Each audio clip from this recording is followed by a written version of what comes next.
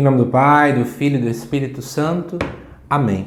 Amados irmãos e irmãs, é com muita alegria que nós estamos aqui para juntos estudar e meditar a primeira leitura que a Igreja nos apresenta para essa, que é a quinta-feira da 19ª semana do Tempo Comum. O texto de hoje se encontra lá em Ezequiel 12 e nos diz assim: A palavra do Senhor foi-me dirigida nestes termos: Filho do homem, estás morando no meio de um povo rebelde. Eles têm olhos para ver e não veem, ouvidos para ouvir e não ouvem, pois são um povo rebelde. Quanto a ti, filho do homem, prepara para ti uma bagagem de exilado, em pleno dia à vista deles. E migrarás do lugar onde estás, à vista deles, para outro lugar. Talvez percebam que são um povo rebelde. Deverás tirar a bagagem em pleno dia à vista deles, como se fosse a bagagem de um exilado. Mas deverás sair à tarde, à vista deles, como quem vai para o exílio. À vista deles deverás cavar para ti um buraco no muro, pelo qual sairás. Deverás carregar a bagagem nas costas e retirá-la no escuro. Deverás cobrir a face para não ver o país. Pois eu fiz de ti um sinal para a casa de Israel. Eu fiz assim como me foi ordenado. Tirei a bagagem durante o dia, como se fosse a bagagem do exilado. À tarde, abri com a mão um buraco no muro, saí ao escuro, carregando as bagagens às costas diante deles.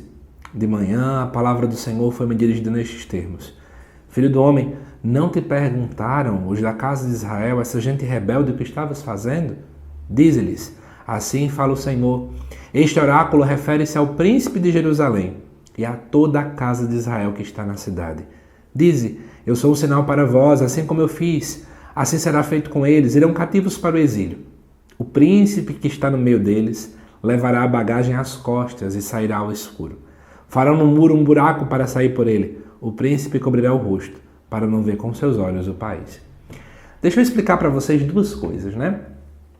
Na verdade, o vídeo é 2 pontos. Primeiro é para explicar essa história do final, que muita gente pode não estar entendendo nada. E depois eu trago uma mensagem querigmática do texto, que é a parte inicial. Veja bem, desde segunda-feira nós estamos estudando o livro do profeta Ezequiel.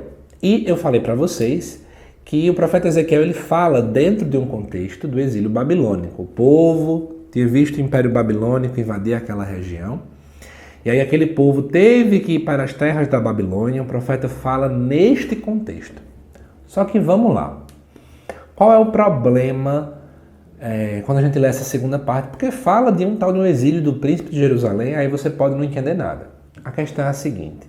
Existiram 2 exílios babilônicos. Pouca gente sabe disso. O primeiro aconteceu com a primeira leva de pessoas em que a cidade de Jerusalém não foi destruída, não foi queimada, não foi saqueada. Mas aconteceu o seguinte, os habitantes que permaneceram em Jerusalém, um certo dia fizeram meio que um levante popular.